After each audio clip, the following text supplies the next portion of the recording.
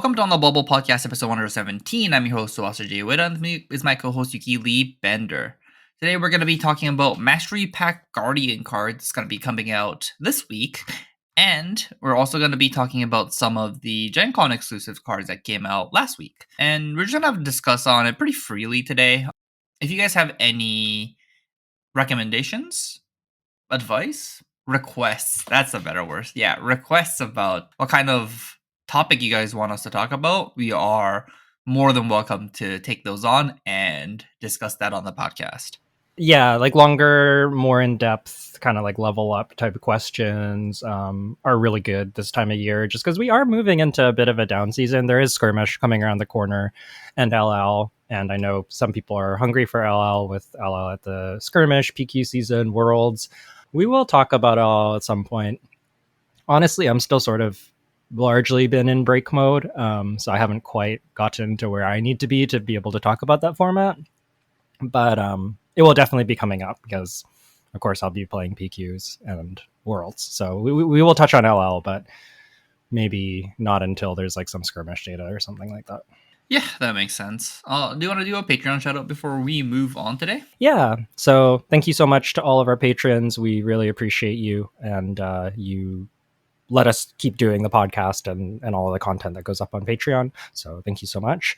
In terms of like recent things on Patreon, the Slippy deck that I played at Pro Tour, there's the sideboard guide with all the matchup notes, as well as a how to play guide up on Patreon. So that's for people who subscribe or want to purchase them individually. And also the how to play Bolton guide that I thought would be done before Singapore, should be going up before the next episode. It's about halfway finished, so that's still in the works. It just kind of got bumped down a little bit because I wasn't quite able to finish it in time. But yeah, those things are available over on Patreon. If you want to check it out, you can find us at patreon.com/onthebubble. Do you just want to move right in and talk about Mastery Pack Guardian? Yeah, sounds good. So this product releases, I think, today as of recording, right? Yeah, so it will be live for calling Auckland, which we're recording. I think the CC portion, the limited portion has already started. We kind of saw like day one with Bravo being very good and WTR sealed, which is a surprise to nobody, I think. And then we'll be seeing the CC portion in about like maybe 5 or 6 hours. But so by the time you listen to this, you'll probably already know the results of that calling, but we don't even know what the day one meta looks like. So yeah, but it will have Mastery Pack Guardian cards. So it'll be interesting to see if any of those show up. And we'll be kind of talking about our impressions before seeing the results of the calling of the cards that we might expect to see, and kind of maybe some general thoughts on Valda, since she's, I guess, technically not a new hero, but she's finally gotten the cards that are meant to support her. So she's like, I think she wasn't really playable until Mastery Pack Guardian. Mm-hmm. Yeah, that makes sense.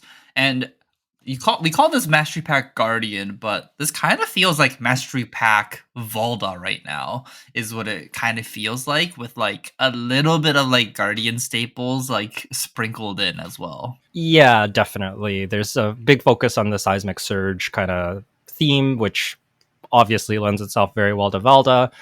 I'm curious if like maybe some of these cards will also find their way into some of the like new Guardians that are coming in Super Slam, because like Pleiades does have like an aura sub theme, so maybe there's some overlap there, but it's super hard to say until we see more of the Super Slam cards themselves.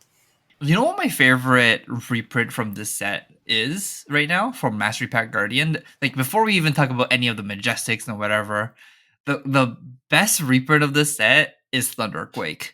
That card was unreasonably hard to find, and Thunderquake just being in this set at common is just so nice that we can get just like more influx of blue Thunderquake, which is just like a vanilla staple in Guardians. Yeah, no, for sure. Some of those Flesh and Blood's just been like out for a while now. I think it's about 5-6 years. So some of those like early set cards are just a little hard to find, and there are a lot of people who have joined the game since, you know, Tales, Everfest, even like Dynasty is like before the time of a pretty significant portion of the player base at this point. So yeah, I think filling in some of those old staples is definitely a nice thing to see. Mm-hmm. Yeah, Crush the Week and Thunderquake, they were printed in like the expansion sets or whatever they call it, like Everfest and Crucible. Dynasty. Oh yeah, Crucible Dynasty. Yeah, Yeah. Dynasty, all of those. So like it's just like randomly annoying to get, you know, like main set cards not too bad, but like the expansion set cards are getting like more just like harder to get. You know, a card that's like randomly hard to get or I just like don't have anymore is like Zephyr Needle. Yeah. Fair enough. And that card is usually not like a problem to find, but like with the LL like skirmishes coming up, some people have been asking me like, "Do you have Zephyr Needles?" And I go, "Let me check." Look through my stuff. No, I just don't have any Zephyr Needles. And how many do we need? 3 in the deck sometimes?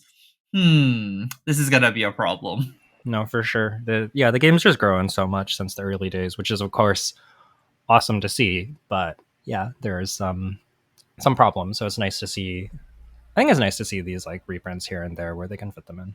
Yeah, no, I agree. We definitely need some reprints for some very random playable cards. Like Potion of Healing too. Like that's a card that needs reprints. Yeah, absolutely. Okay, so on the topic of Mastery Pack Guardian, we're not going to cover everything. There are quite a lot of spoilers, and I guess just kind of like very big picture, some of the stuff we're not going to be covering. There's a fair bit of like limited Guardian versus Guardian specific cards that have like crush if you hit a Guardian type stuff. And I think that's like really for Crack Shuffle Play and Smash Palace and all of that. So we're not going to be discussing those cards. And there's also a bunch of cards that have this like mill sub theme that destroy cards on the top of your opponent's deck. And I think that there is like a world where maybe some of these can be relevant at some point. I think there was like times in the history of Flesh and Blood where this would be relevant. But in the current metagame with Gravy Bones and, you know, you look at the top decks, Syndra, Slippy, even Verdance, they're all pretty proactive. Games just aren't really coming down to fatigue, at least not as like the primary win con. Like occasionally they'll wind up there, but decks aren't really aiming to fatigue. So I think that those mill cards are maybe a thing to keep in mind in the future if we have a slower meta, but right now, probably not super relevant. Yeah, or we get like a mill deck, you know, like once Yeah. we get a mill deck, then these cards might be more relevant. Yeah, maybe if there's like a Guardian that gave you some kind of effect for destroying cards, then it'd be more interesting. But as of right now, I think these are kind of like, I don't want to say useless because sometimes destroying multiple cards is like pretty good, but just like it's not the right meta for them. There's not the right heroes for them. So keep an eye on them. Don't forget that they exist, but we're not going to go into a huge amount of detail on those mill cards. Yeah. You know what design space that would be kind of cool for a Guardian if they like if the Guardian's like hero ability turned on depending on the number of cards in your opponent's graveyard, something like that, where it's like they'll get stronger and stronger and stronger as the game goes on. That would be interesting. Like it starts under rate, but once they have like, I don't know, like 30 cards in the graveyard, it's like on rate, and about after that it's like above rate or something. Yeah, that would be a cool design space where it's like I want to be defensive, and then you get rewarded for being defensive. Yeah, I agree. That would be an interesting thing to see. So yeah, maybe, who knows? Maybe we'll see that in the future. Do you want to talk about? Oh, before we move on to the actual main set cards, let's talk about Battering to a Pulp. This is a buy a box promo, I think. It's a release promo. I think it was a PQ top 8 promo, and then I believe it's also a buy a box promo for the non-foil. So foils were from PQs, non-foils are from buy a box. And strangely, it's not in the main set, so at least right now, this card is really expensive. I don't know if maybe the buy a box promos will bring it down a little bit. I hope so. Kind of wild to print this card and not put it in the main set. I hope that it's in like Super Slam or something. Yeah, this is crazy in the other sense of like this card is just super playable. Like I can't imagine playing a Guardian without playing Battering to a Pulp right now. Like the ability on this card is so relevant against Gravy Bones, just being able to destroy the compass, and like there has to be more application than that in like so many different ways on this card. Yeah, so I guess we can read the card. It's a red 6 cost, 10 power, 3 block Guardian attack action. It says, if this would deal 4 or more damage, that damage can't be prevented, and it has Crush. When this deals 4 or more damage to a hero, destroy an equipment they control with no defense value. Notably, this doesn't work on zero defense. This has to be like a pearl, so like Crown of Dominion or Compass of Sunken Treasures is the big one right now with Gravy Bones. So it is like a little bit narrow, but Thunderquake stat line, relevant on hit, Crush, so Valda can give it Dominate. Like this is just yeah, a good card. So yeah, hopefully we get a more available printing, or maybe the buy a box promo distribution will like sort itself out. I don't know. I'm a little skeptical that that's going to be enough supply, but maybe. At least the good thing is that people buying this set are specifically going to be usually going to be people who want Guardian cards, and then that means like they'll have the battery. The Guardian players who buy this product will end up having the battery to a pulps, so that's a good thing. Yeah, that is a fair point. So yeah, Batter Pulp, good card. Threatening Gravy's Compass is pretty sick.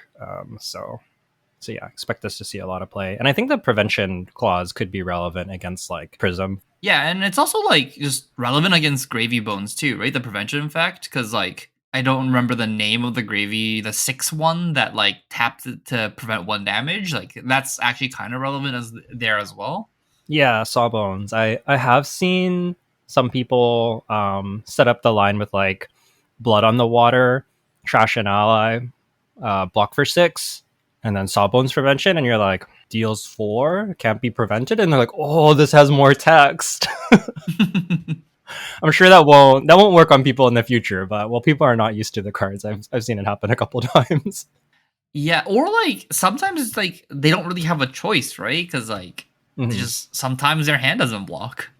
Yeah, yeah, definitely true. So yeah, and then like Prism's Angels. So yeah, this does randomly have some pretty relevant text. I think it was also probably designed at a time where they had Enigma in mind, although Enigma, of course, is no longer legal, but that's how it goes.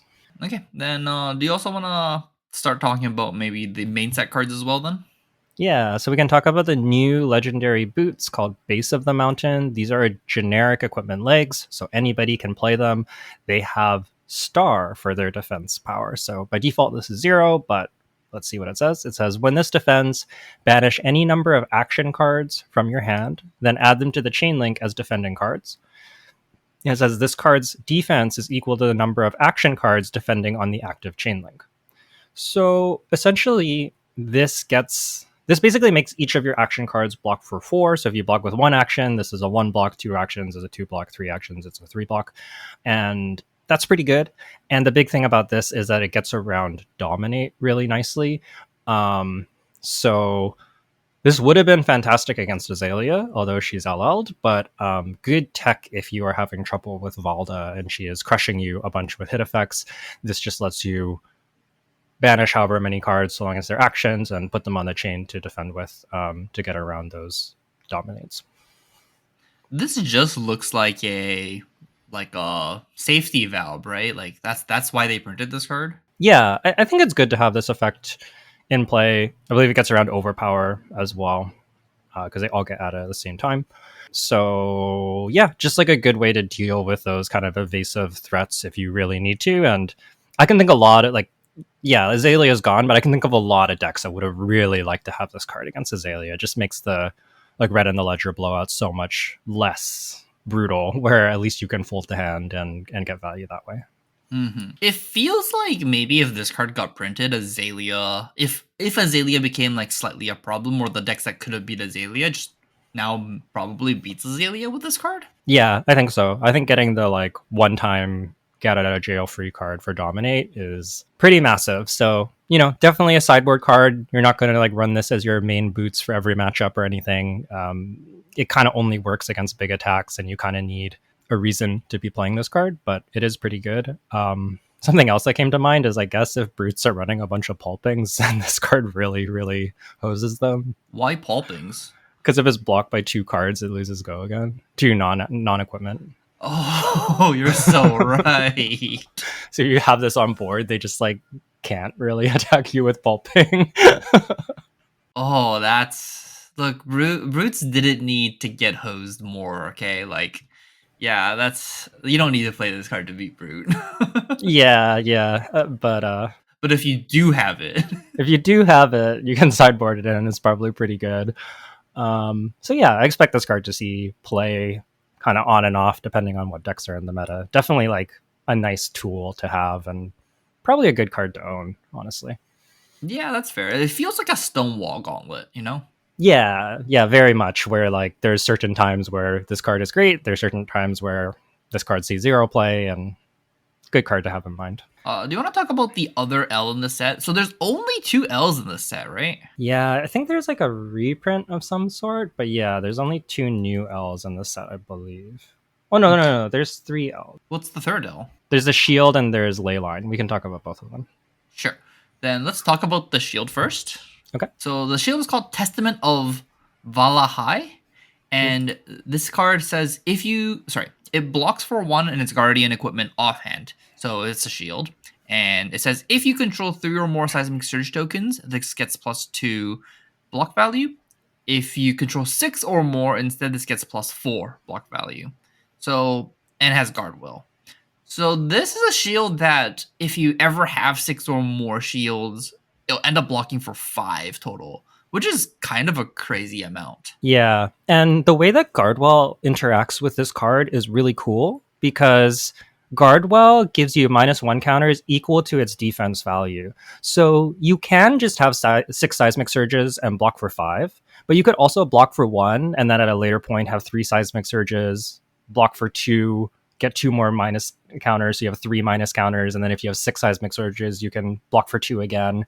So it's actually pretty flexible where you can cash it in all at once, but you can also kind of break it up into multiple things. So, even if you never get to 6 Seismic Surges, it's pretty easy to get to 3 Seismic Surges and at least get the +3 value. And in my experience with Valda, which is not a huge amount, but a little bit, I've been messing around with the deck, you can usually get to 6 at least once somewhere in the game. So you're probably going to get your 5 value out of this. And that's just honestly really solid. Do you know the only problem I have with this card? What's that? Is that this card says that you need to control 6 or more Seismic Surge, which means that you can't control when to block with this card, right? Like you kind of have to block with this card when you have 6 or more, because as you said, you're only gonna have this. You're only gonna have that active maybe like once, maybe twice a game, and if your opponent is like even a little bit aware of this, like they can make it so that your block with Testament of Valahai is like kind of bad. Yeah, you might not be able to get an on hit out of the 6 part, but I think you probably get multiple chances to block with the 3 or more Seismic Surges. So the way I've seen this card mostly play out is you can get the 1 and the 2 block or a single 3 block, which is worth the whole card and is pretty relevant too. You can kind of find a spot to get that and block an on hit. And then when you get to the 6, you just cash it in for your extra value. So you sort of like kind of get a pretty traditional armor piece that blocks for like 1 and 2 or potentially just 3 once. And then you get the +2 at some point as just like 2 extra life. But yeah, most of the time, you're probably not getting the chance to stop a relevant on hit with it. That makes sense. My question would be like, is this better than just like a regular temper equipment that's a shield? I think so. Because like I can see like being in a spot where if the on hits do matter, if like let's say some kind of ninja becomes more popular, then it's gonna be like more reliable to use a different shield. I think that this having base 1 defense just makes this, at least in Valda, better than just like a regular temper 2 shield. But yeah, it definitely has matchups where it shines more than others. And I think that this is probably like weaker than Stalagmite, for example. So, it's not crazy, but I do think it is probably better than like Steel Braid Buckler, for example. Okay, yeah, that makes sense. Okay, then I finally see what you're talking about the third legendary in this set. Let's talk about this before we move on to the Majestics. And this card is called Layline of the Old Ones. So this is a blue 0-cost Guardian instant aura, and it is legendary. When this enters the arena, and whenever you deal damage, create a Seismic Surge token. At the beginning of your end phase, if you control no Seismic Surge tokens, destroy this. Because this is an instant, you can play this out as sort of like a reaction, in air quotes, and you're probably going to get 2 Seismic Surges because you can just find a spot where they're not overblocking. So that's already like most of a blue. And then if you keep getting seismic surges from there, this can get quite a bit of value. It obviously has synergy with Valda wanting to get to 3 seismic surges so that she can get dominate. And I think this being an aura is pretty relevant. So, for example, cards like Embolden are, whether or not they make the final deck, are much more playable because you can potentially just like have this persistent blue aura in play as a way to enable those cards that care about having another aura. I think you kind of need tech plating for this card because if you activate tech plating, this just stays around whether you get the hit or not. And I think that that is quite strong, but without tech plating, it is relatively easy to blow this up. Yeah, yeah, that's what this card reads like. It's, I guess if you have tech plating, this you get to just keep this around for almost forever. But is Yep. that worth it? Like, is making one seismic surge extra really that relevant?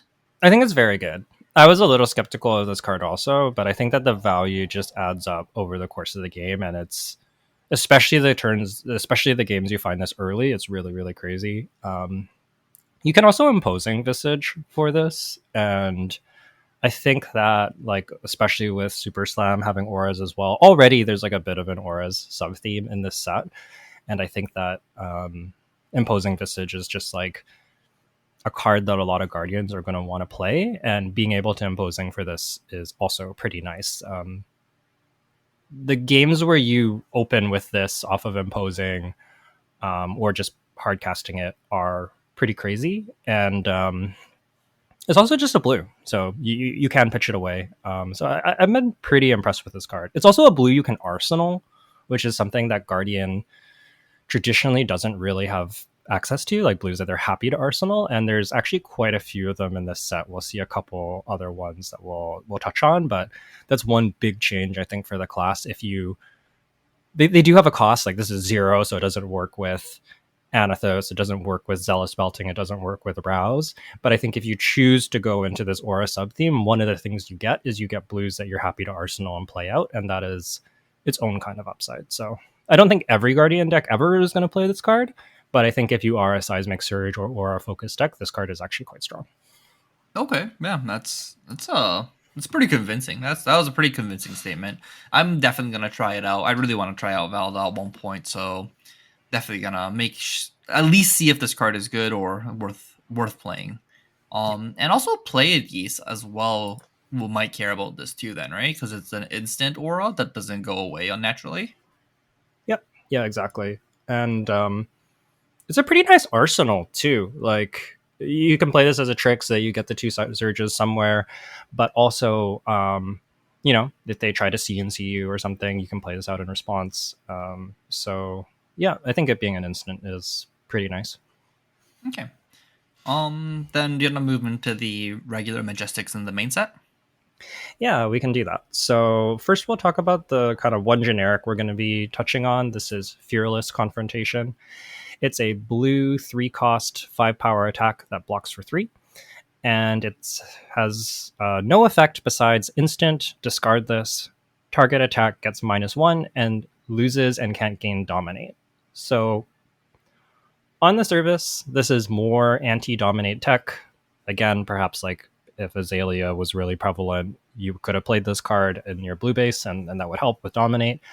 In the current metagame, though, the thing that people are talking about is this in Gravy Bones as a way to, if they send like exactly 6 damage into Chum or exactly 3 damage into a Sawbones, you can discard this, give the attack -1, and save your ally as sort of like a reaction or like a trick, which does sound pretty strong. And I think it's just a matter of like how many matchups is this relevant in, how often does this come up, and what is the cost of playing this over one of Gravy's other blues.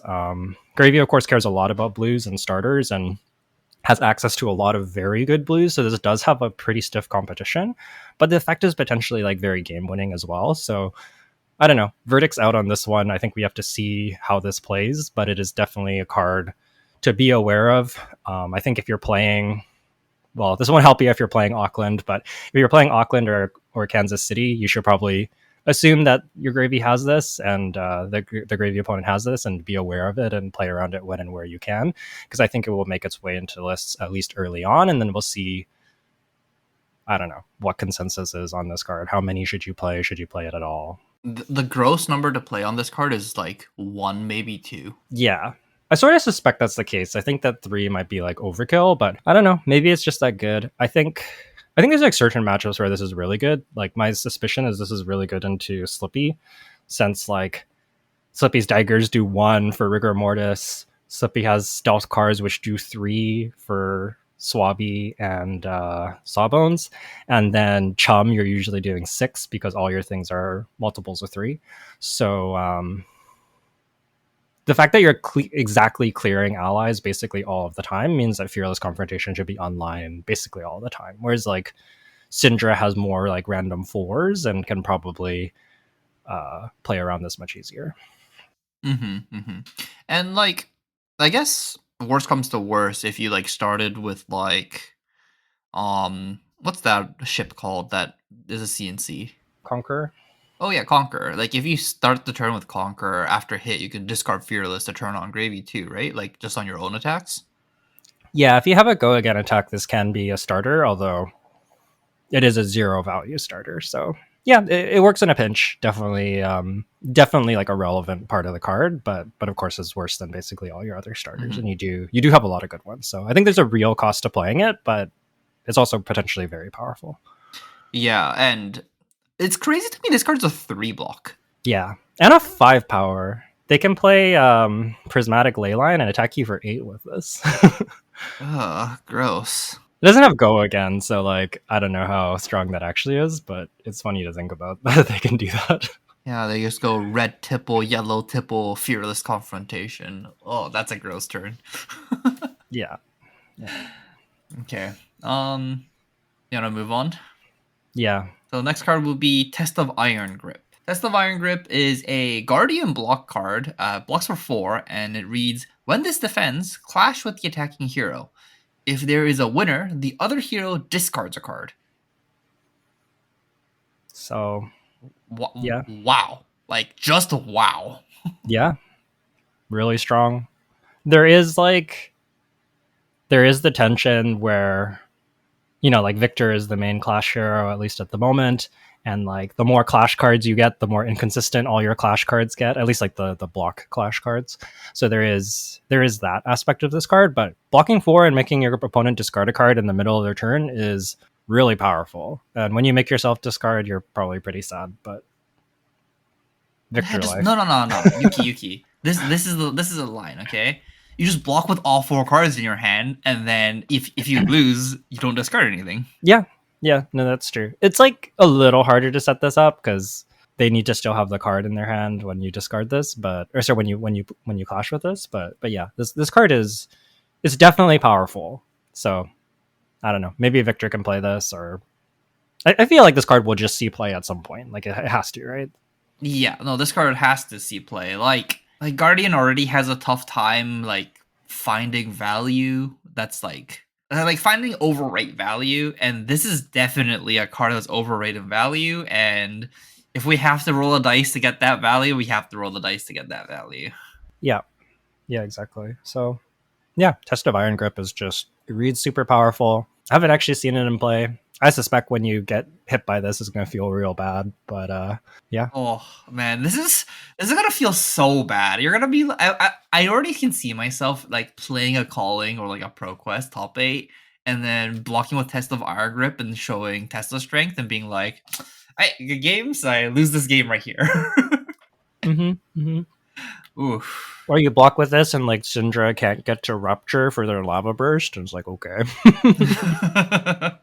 Yeah, we need more tech for Syndra. Yeah, that's right. You gotta make sure that she can't win.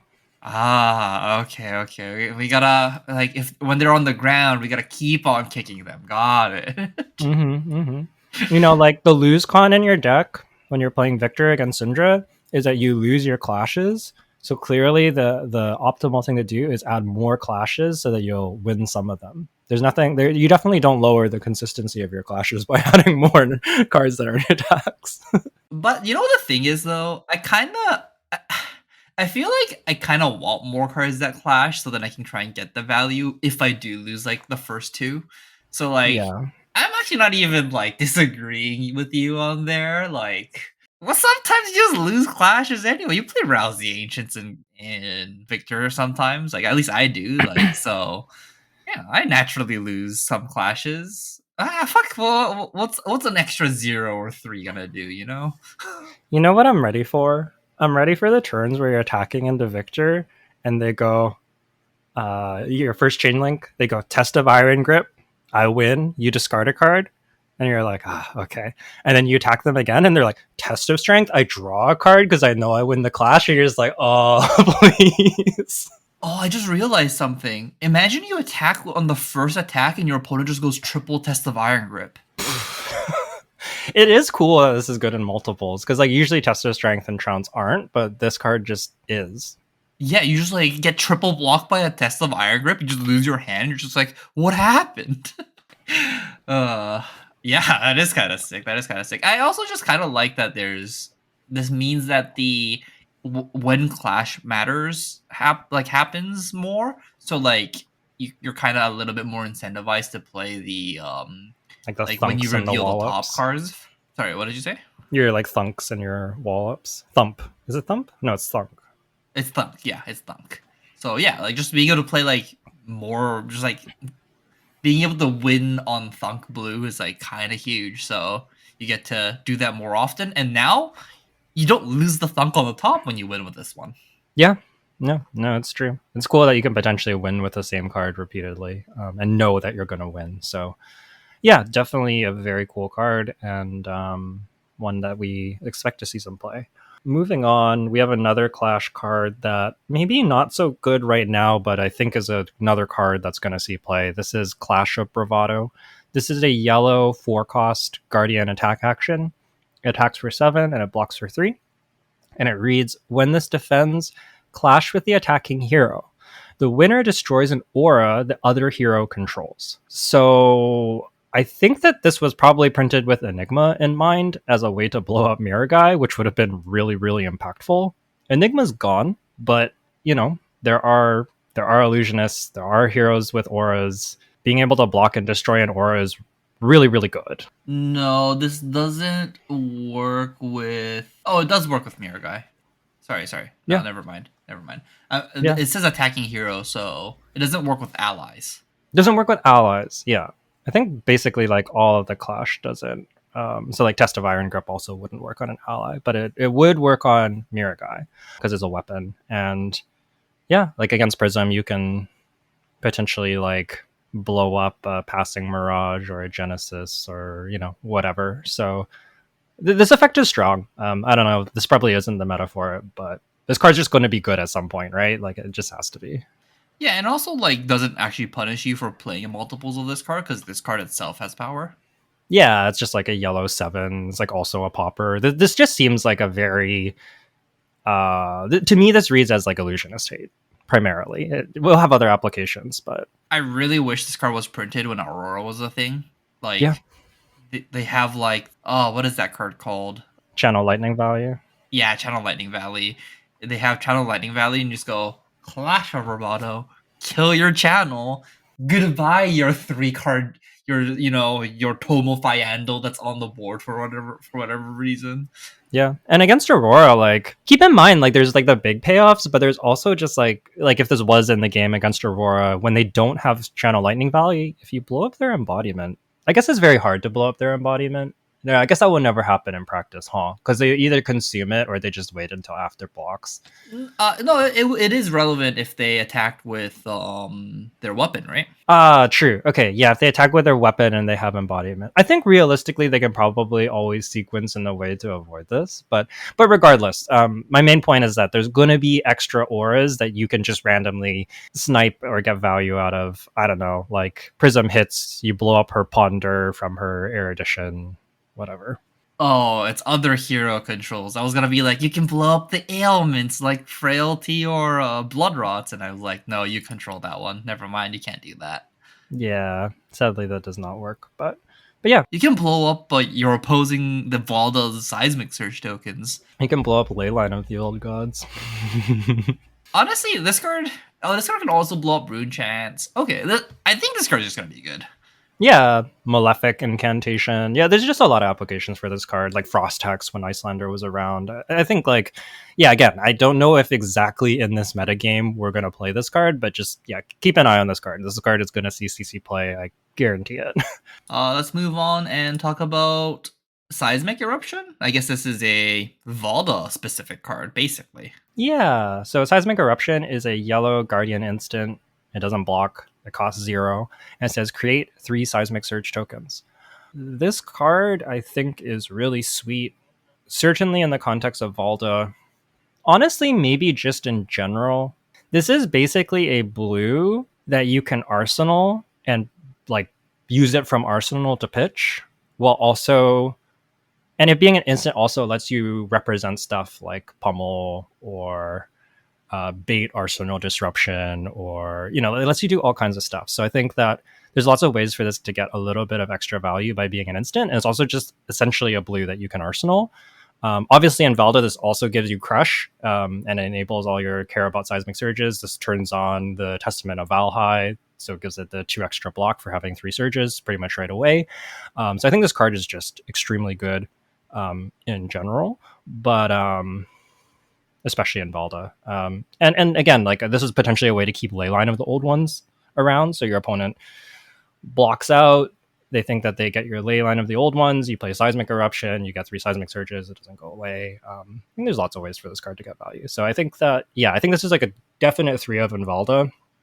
And it is a 0 cost. So like Victor doesn't want this. It doesn't have attack. It doesn't work with Anathos. But if other Guardians play this card, it wouldn't shock me, honestly. Yeah, that makes sense. I think the only problem that I can see about this card is like you drop your 4 and you're trying to convert that 4, it might not be able to convert with the Seismic Eruption because like you need like the seismic surges have to pop on the beginning of your turn, right? Oh, I guess you drop at the end of your turn. You can play it. You can also play it on your opponent's turn if you draw this. Okay. Oh, so this does always convert. Okay. Yeah, it's just always a blue. I think this being I think if this was an action, it wouldn't be great. But I think this being an instant is just like pretty solid. And I like that you can put them in you can just put them in spots where you like represent that you have like a pummel, and you have like you have like a card in arsenal, card in hand, and you have like Tunic up, and you're just like, yeah, I have the pummel. And then like they play around the pummel, you play Seismic Eruption, get 3 surges, arsenal your other card. Is like, I think there's gonna be like ways to get extra value out of this card. That is kind of powerful. Yeah, that is kind of powerful, man. Like I would sometimes bluff pummel and be like, okay, draw 3, and then they'll be like, oh, okay. Yeah. So yeah, no, I guess that makes sense. Yeah, okay, yeah. I am much higher on this card now than that. Now that you've talked to me about it. Yeah, I think it's really good. It again, it does have a cost. I think that's a theme with a lot of these. They're 0 cost. They're non-attacks.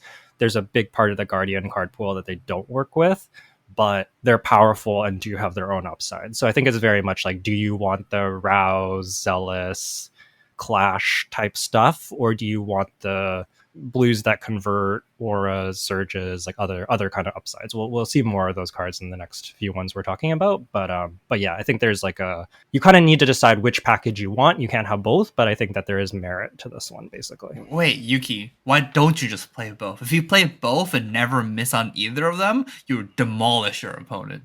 It's true. I mean, you might, and it could be the case that like maybe you play like 1 or 2 of these pieces and then still play the Rouse Zealous, but there's like a certain point where you can only play so many of these while still playing Rouse Zealous before you're just crazy.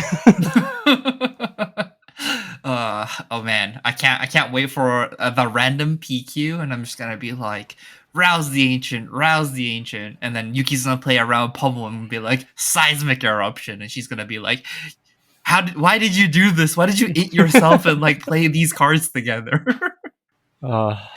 This does sound like something that would happen. And I'll be like, yeah, I played 2 copies of everything. 2 Rouse the Ancients, 2 Seismic Eruptions. Oh, that sounds amazing. Mostly just to troll Yuki too. That does just sound like something you would do. Okay, then let's move on and talk about the next card. So the next card is Tectonic Instability. So this is a blue 0 cost. It blocks for 3 and it's a Guardian action card. This card reads, each hero puts a card from their arsenal on the bottom of their deck. If they do, draw a card.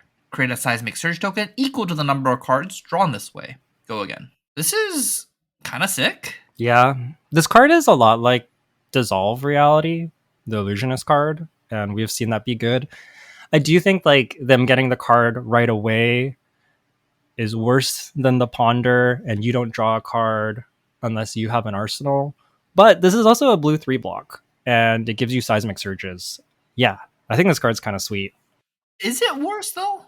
Is it worse than a Ponder token? Because like, if you give your attack Dominate, like if you can like bottom deck their D-React, make them draw a random card, and give your attack Dominate, that seems like really powerful to me. It's mostly just that like getting the card right away means it's easier for them to convert the card, whereas like sometimes they would ponder a useless card, so you lose a little bit of value that way. But I do think this card is extremely good. I guess you get the Seismic Surges Yes, in return. yeah, you get the Seismic Surges in return. It's a blue, and I also think it's within the context of Guardian, which matters a lot. So again, this is in the theme of blues that you can arsenal or you can play out. So if you have these big all blue, like multiple blue hands, this is a card that just basically always converts. Getting rid of the arsenal so that they can't have a D-React to stop your crush, like you mentioned, is like a very real part of this card. And in Valda, if you bottom 2 arsenals, like yours and the opponent's, you just get to 3 Seismic Surges right away. So your next attack on your next turn, I guess, is going to have crush for sure.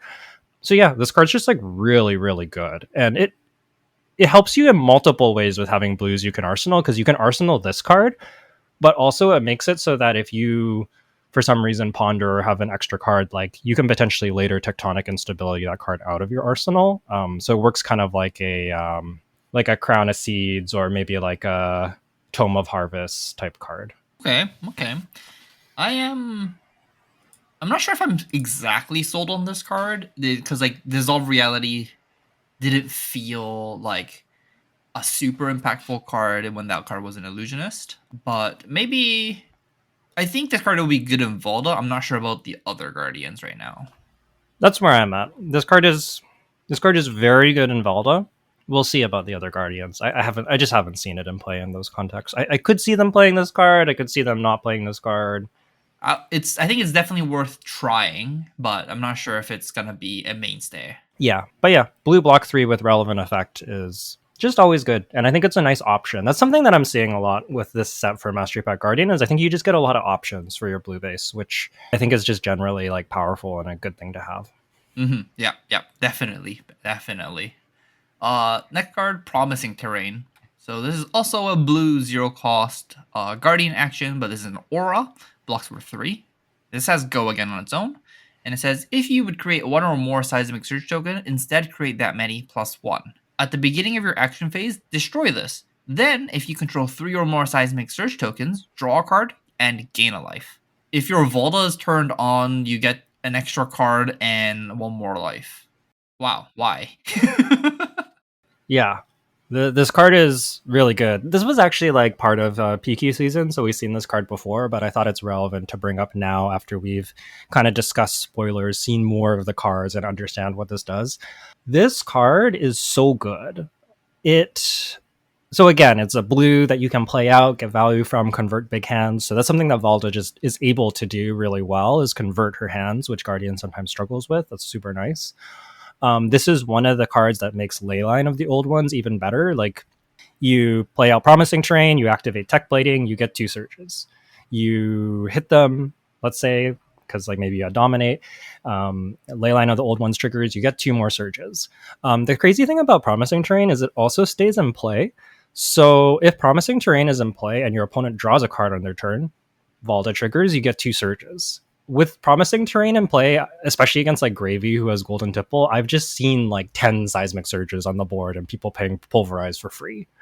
This isn't going to happen in every matchup, but this card is really powerful. Yeah, mostly against decks that like would want to draw, at least in Valda, right? Because this is completely in the context of Valda here. Yeah, I don't think another hero besides Valda is going to want to play this, but This is a very good Valda blue. Yeah. This is a very good Volta card, and it's so weird that you just get to gain 1 life on this card too. Like that's something Guardian wants to do all the time, and like draw a card and gain a life, so it replaces itself, and you've made like maybe 2 seismic surges. Like that's sick on a blue 3 block. This card's sick. Promising Terrain is very, very impressive. The card has been like I thought it was good, and then I seen it in play, and I'm like, it might be even better than I thought it was. So yeah, this card's really good. There's lots of like incremental ways to get this, like the Layline of the old ones. Like there's just extra like the surges on their turn. It just all adds up, and you're just like, wow, like this card just did a lot for a blue 3 block. I'm kind of excited about trying Volta now. Then I guess the last card to talk about will be the Volta specialization. Then Yeah.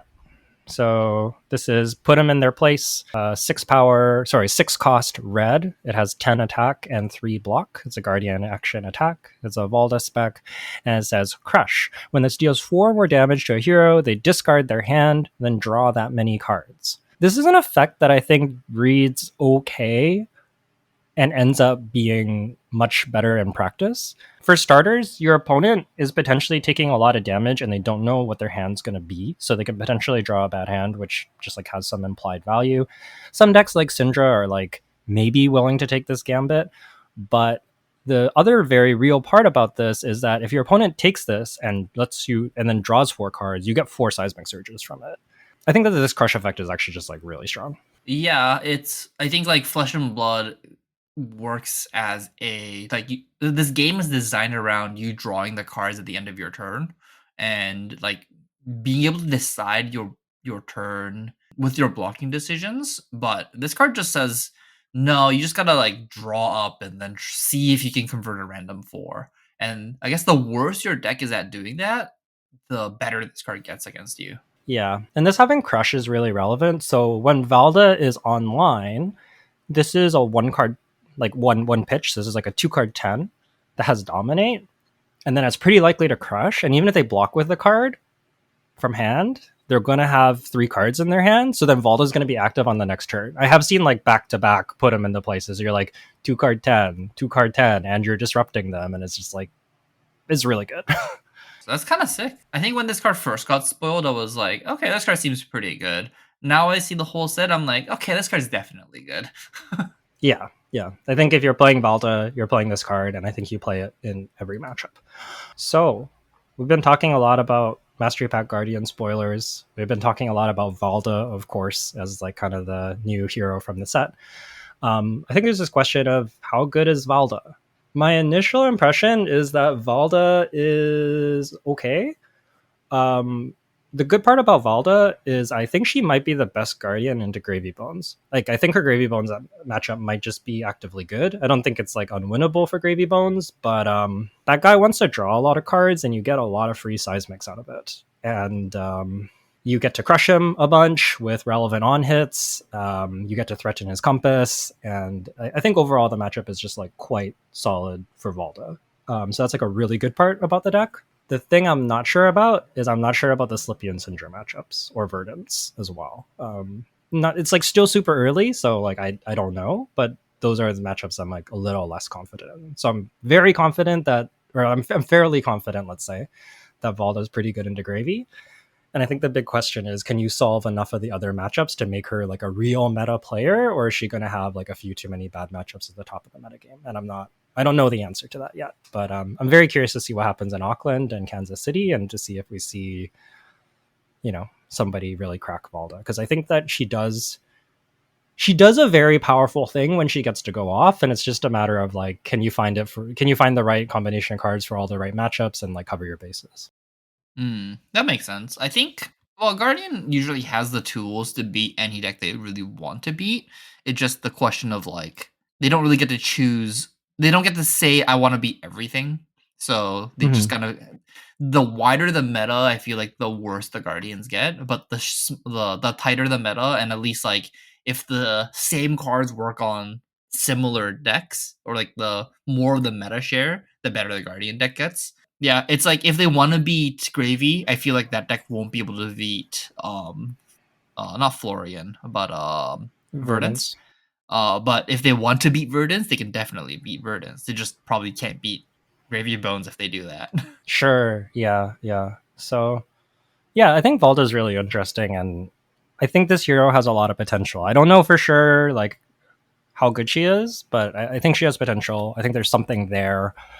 Um, and I think that deck building for her is pretty interesting and fairly challenging. So it wouldn't surprise me if it takes a little bit of time to get figured out, because there's a lot of tension in Valda where like you have a lot of these non-attacks or instants that make seismic surges that are obviously like really good and a big part of your game plan. But you also need, and you can potentially play stuff like Embolden, which is like a pretty powerful card when you're able to draw a card off of it. And like Layline of the Old Ones, for example, lets you do that quite easily. Promising Terrain lets you draw a card. So you have ways to enable these things, but it's also like the more of these you play, you start to run into situations where it's like, well, I still need the Crush card to give Dominate and to use the Seismic Surges when I have them. So you can't, you know what I mean? Like you have to have the right balance. You're almost like a bit of a Rune Blade where you have like these enablers and you have these payoffs and you need like the right mix of both of them. So I think it's going to take some time to figure out exactly like which non-attacks do we want, which attacks do we want, what's the best mix of them. She also has like really interesting cost curve stuff because you have kind of varying amounts of seismic surges. Like most decks, you're sort of like, I play this cost card and I combine it with this other cost card, and that's like a blue or two blues, and that's like really easy to do. Whereas Valda is like a little bit more variable because of the surges, and you have like a little more flexibility in your pitch curve, which I don't think is necessarily a bad thing. I just think like figuring out how to build it is harder. Yeah, that makes sense. Like typically a cost curve is kind of easy to figure out. It's like you play a lot of 4 costs, you play 2 costs. But like in this scenario, because the cards can cost like, it could cost 2, it could cost 1, it could cost 0, it could cost 6. Like what can we play with that cost curve? I wish there was a card that had X in it, in Guardian that like we get to play pretty reasonably, but I guess that doesn't exist right now. Maybe in Super Slam. Yeah, it's definitely possible. And I think that is the other thing to keep in mind for Guardian fans is I know that especially early on in spoiler season, people were a little disappointed. I think things heated up and we got some pretty good cards later in spoiler season, so that's very cool to see. But also Super Slam's coming up and we have another Guardian set around the corner, and I mean, I just have to believe that like Valda is going to get some tools from that, and Guardians in general are going to get some tools from that. So, to some extent, we might need to see Super Slam come out, next month, and then we'll have really the full picture of where Guardian is at after that. Yeah, I'm excited about this deck. Yeah, yeah, I think Valda is really sweet. I'm going to be tuning into the Auckland streams. I hope we see a Valda on stream doing well. That would be really cool. Okay. I guess we can wrap up the episode then and just talk about the Gen Con exclusive cards real quickly. So Gen Con happened, I think, last week, I think. But it also released 2 new cards from Gen Con, which is very rare. This is only legal in the LL format with a question mark on it. Yeah, I believe so. I don't know. Yeah, so there's 2 cards that got printed. I guess no, this must be legal in CC. I guess there's no heroes that can play it other than no. This card's a Runeblade equipment. Whatever. We're just gonna talk about it. So 2 products came out at the Gen Con. The light and dark convention exclusive box, and the Prism LO Armory deck, and the Viscerai LO Armory deck.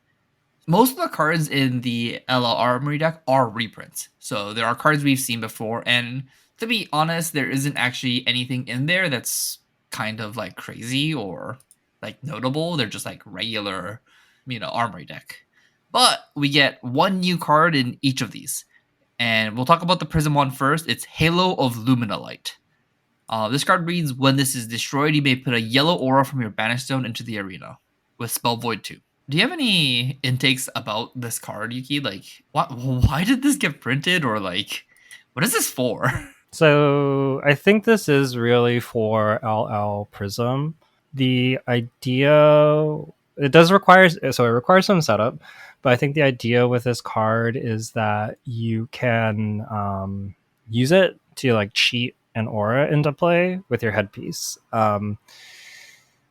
has to be in the banish zone. So this probably means that you needed to get the aura into your banish through like Merciful Retribution or Genesis, and then activate Prism as well to, because when it's in your soul, it's not in your banish. So then you have to activate Prism to move it from your soul to your banish zone. And once you have set that up, you can potentially get kind of like a free aura into play. So this is kind of the cleanest against wizards who want to do arcane against you, or like a rune blade. This would be like very relevant against. But you can also trigger it yourself in a few ways. I believe, let's see, I believe Ravages will trigger it. So I guess L Prism doesn't really play. I guess you could play like New Prism and put auras in the deck and play Figment of Ravages. And that's one way to do it because it does it to any target. Herald of Ravages is also to target hero. So you can potentially deal it to yourself, and Merciful as well as any hero, is it? Yeah, it's any hero. To It's any hero. target hero. Yeah. So you can potentially like pop your own hat, get an aura into play, which is a powerful effect. It just is. How much play is this going to see? I don't know. I'm actually like not totally certain, but yeah, I mean, like one of the powerful things that Prism can traditionally do is double aura, and this is like a way to like essentially double aura because you get an aura kind of out of nowhere. That's fair. I guess if you like Arclight Sentinel out of nowhere with this card, that's kind of sick. Yep. Yep. Or even like you get a Genesis. Okay. They clear your Merciful Retribution, you ping yourself, you get a Genesis. It's like, oh. Now the question, is this better than Crown of Providence? It will depend on the matchup, right? Like it's always going to have to be matchup and meta specific. Yeah, that's fair. That's fair. I don't think this card's like unplayable, but it's also not like obviously a staple either. It might be a little bit of a build around too, right? Yeah. Fair enough. Fair enough. And I guess we'll talk about the Viscerai headpiece as well that we get. This card's called Helm of the Arknight. This is the Runeblade equipment headpiece, so any Runeblade can play it, and it blocks for 2 with Temper.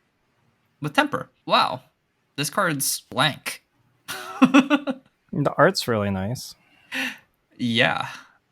It looks really cool. It has like EA, it's purple. I like how this card looks. I don't think this card's really going to see play. Like you have what's that card? You have Face Purgatory. Yeah. that's kind of it. Like you have access to Face Purgatory. I don't know. Maybe if you like really want multiple points of armor and you're a deck that doesn't use Face Purgatory well, then like maybe you can use this, and like maybe that's better than Crown of Providence. But okay, you know the thing that I'm kind of upset about? So each of these Ella Armory decks, at least at like the purple Discord, which is like, you know, just the Flesh and Blood Discord, and they're selling there on the secondary market. So like these Ella Armory decks for about between 80 US to 85 US, like somewhere in that range. Maybe you can get a little bit cheaper somewhere, but like it's like 80 US dollars to get basically just one of these, right? Like there's not much else in the armory deck itself. Like we didn't get Swarming Gloomveil in the Viscerai armory deck. The Prism, I guess, has some Prism Majestic staples, but like nothing that's like worth any actual money, right? So like, man, these armory decks are just like hella expensive. So like this Halo of Lumina Light is just like kind of be expensive to just like get or buy. yeah, I think that is not great. I have this like I feel like I heard something about this card being in like I want to say like gem packs or judge packs or something. I don't know if that's like judge pack probably doesn't help very much. But Yeah, I was like gonna say. so like maybe that's a thing, but I'm like not super confident in that, so don't quote me on that. If any of our listeners know if that's the case, if you want to let us know, that would be really cool, because I think I heard something about that, but I don't know if it was somebody speculating. It also could have been somebody just be like, maybe this is in the gem pack, and it wasn't like actually confirmed. So I'm kind of iffy on that one. I hope that like that would make me feel much better if this is in the gem pack and then you just like have pretty easy access to this. I don't really like this kind of like event exclusive playable card for tournaments that like is really hard to get. It's just like like if you want to make special art event exclusive cards, cool, I'm all for it. But don't make cards that we can only get as like very like from like one very specific event. Like that's just not good. I agree with you. So, talking about exactly what you said, the light and dark convention exclusive box is exactly something that I'm very okay with. Yeah, So, what the light and dark convention exclusive box is it's basically just the two leg pieces for Viscerai and Prism, which is Phantasmal Footsteps and Spellbound Creepers with an alternate art super shiny exclusive version. So it's just the card's just beautiful, and this costs like $360 or like maybe $350 US for like on Purple Discord secondary market, but that's fine for me. Like I'm so in for like the super overpriced versions of these like legendaries that are event exclusives. I'm so in for it. I just hate that there's some playable cards. Man, imagine being like, oh man, best deck in LL is actually Prism now because of this headpiece. Like, this Armory deck's not going to be $85 for that long. Like it'll be like $200 if it's like the only way to get it. yeah, yeah. No, I think it's like it's like similar to the batter to a pulp problem. Like this is probably an even worse version of it, but I think it's just like Flesh and Blood is a game meant to be played and it's meant to be played competitively. And you need to, cards have costs. That's totally fine. But I think you need to have like regular printings of cards that are in booster packs or at least in like gem packs so that they're opened enough that there's a good supply of it so that people can get the cards and play with them. So I think there's like having a playable version of the card that you can get reasonable access to is really, really important. And I hope that this is something that LSS keeps in mind and does a good job of managing because it feels like they're like kind of starting to tread into ground where it's like not great, and I feel like it hasn't like been a complete disaster yet, but it feels like it very well could be if they keep doing this. And yeah, I hope that they're just very careful about it because it's not great. And then again, like you said, the event exclusive shiny stuff, super cool. I think there should be incentives for going to events like Gen Con or Pro Tour or whatever it is. It's cool to give people memorabilia from those events, cool versions of cards. That's awesome. I think it's actually just like a good thing to do. But yeah, just don't make it the only version. I agree. I agree. Or make the card unplayable. I've seen there's a lot of TCGs out there that are like that, and they are tournament playable, but like, you know, just make them unplayable, and then the competitive players don't have to complain. And if the you know your your super niche guy at the locals want to play some super brew that includes that card, then go for it. I'm super down for that. Like, imagine like a crack bauble that like does a little bit more. Like a fool's gold type effect. That'd be cool. No, I agree with that. So there's like cool ways to do event exclusive stuff, but I hope that LSS is very careful about printing, not accidentally printing a staple that doesn't have good supply. So we'll see. So far, I don't think there's been anything that's been a disaster. It's just there's a couple of things that I think makes both of us a little nervous. Yeah, there's a couple of cards: Battering Tool Pulp, Yeah, Eye true. of Ophidia, Heart of Fiandel. Well, yeah, I mean, Heart and I think, are kind of like a little bit of a different problem, but yeah, those cards are too expensive. Okay, I think we could wrap it up around here then.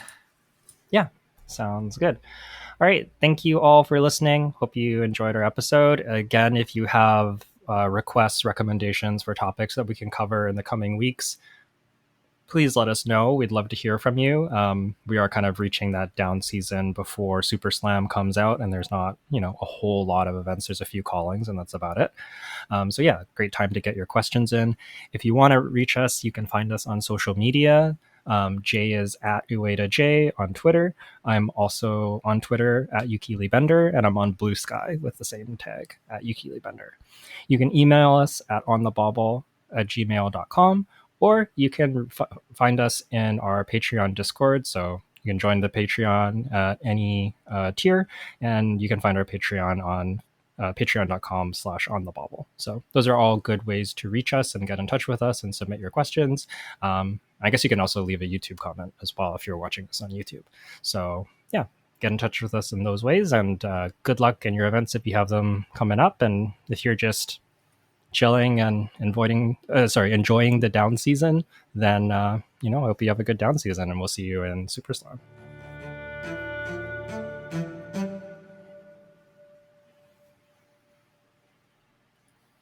I have a sign off. Ooh, you have a sign off. I want to hear it. So I think I mentioned last week that I've been playing Gundam TCG. Yeah. And I've still been playing some Gundam TCG. Man, playing another card game makes me realize how lucky we are in Flesh and Blood with our organized play system.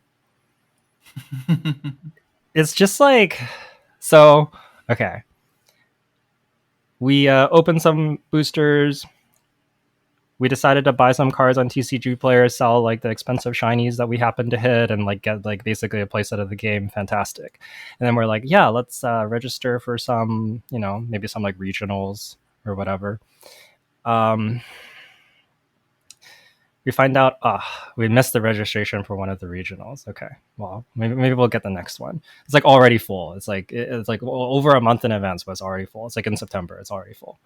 Okay, we'll get the next one. We'll make sure we make the sign up. Set the alarm. Accidentally like kind of doze off a little bit, and the registration started at 9. I was online at like 9:04 or something. Already sold out. Can't play the regional. Then the other day I was like, maybe I'll go to like locals, which is just like, like Armory essentially. And I look, I'm like, oh yeah, I'll buy it. It's like, I'll buy the ticket for it. It's tomorrow. Locals is also sold out. I'm just like, why is it so hard to play this game? I have the cards, so I can't play the game anywhere. So that's been my struggle. I did end up getting to play locals. I just kind of like showed up, and the TO is someone that we know, and they were just like, yeah, we're happy to get you in. There's like not really a huge problem. Like the sealed event was like more the event that they just like couldn't add more people to because product is also very limited. But yeah, man, all of this has just been like a bit of a headache. I'm like, I like the game, but why is it so hard to play tournaments? Like if I just want to play locals, I have to just like be watching the signups and like sign up a week in advance when the posting goes up. It's just like, I guess it just means like the game's like popular, which is like not a bad thing in and of itself. But I do appreciate just being able to like play Flesh and Blood, go to competitive events, and just like have it be fine. I guess I've heard about areas where like Flesh and Blood just like does sell out for PQs and stuff. So maybe we're just like privileged in our area, but it's definitely a new experience for me. Well, we do have some PQs that sell out in our area. We do, but like I feel like they sell out in like such a reasonable amount of time. Like they'll be up for like 2-3 weeks before they sell out, and it's like if you want to go, like you have plenty of time to sign up. But this is just like, I want to go to regionals. Wasn't there like spamming refresh the moment it went up? I'm too late. Unlucky. Do you know where this culture comes from? This is a Japan TCG culture. It's the worst. It is the worst. Like trying to sign up for a TCG tournament in Japan is nightmarish. So I'm glad that we don't have to do most of that here. And like, if you wanted to play an event, you can most likely play it. But yeah, I guess the Gundam and the One Piece TCG are very capped all the time, and I don't know why, for whatever reason, they don't want to increase capacity, because like they know they're gonna hit their cap if they host an event at like a venue that can hold 500 people. Yeah, my understanding is like part of why it's so popular is because there's like event exclusive promos that are just like worth a bunch of money, and people really want them, and the game has like a big enough player base that there's like a big market for that. But it also does mean that if you just want to like play the events and compete, it's hard out here. Like I remember like talking to a friend about this, and he's like, oh yeah, this is normal. One of my friends who's like a One Piece player, he's like very entrenched. He like tries to play all the tournaments. Sometimes he just like doesn't get to go to an event because he couldn't sign up, even though he was like trying to. And I'm like, goodness, like that is Oh man, that is tough. Yeah, this is a weird situation though, because like it's not like they can't scale up; they just choose not to scale up, right? Yeah, it's sort of like artificial scarcity a little bit. Well, it's definitely artificial scarcity, right? Because like Yeah, a lot of these regionals, like if they have the capacity to figure out about how many people is going to show up, and they have the capacity to just host at a bigger venue, and they can just hire a little bit more people. And even if they bump up the price of these events by $5, $6, $8 per person, like it's not gonna drive people away from it.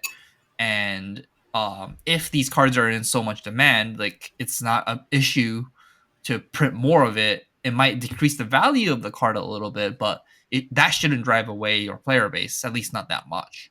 So like there's like so many things that they could do reasonably to like scale up, but they choose not to do it because I think they want the events to be sold out. yeah, I think that's true. Yeah. All this is to say, like, I think we have a pretty good in Flesh of Blood overall. Yeah, yeah. Definitely the company isn't making an event, or like at least like letting people host an event being like, oh, we can only hold, imagine a calling that can only hold 200 players, Yeah, right? Like that almost happened. Actually, that did that happen at like Battle Hard in Toronto? It basically capped. yeah, yeah, Yeah, but that one was kind of irregular, right? Because like they didn't expect there to be that many more players um for a battle hardened, honestly. And yeah, but like yeah, imagine like a calling with like a 200 player cap. That would be crazy.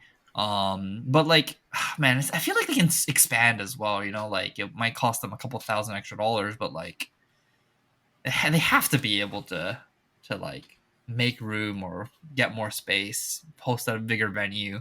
That has to be possible. Mostly if they're selling out. yeah. Mostly I for agree. man, Pokemon, please just expand a little bit bigger. There's so many people that don't get to play the events just because like they missed the sign up window and they're not willing to host at a slightly bigger venue.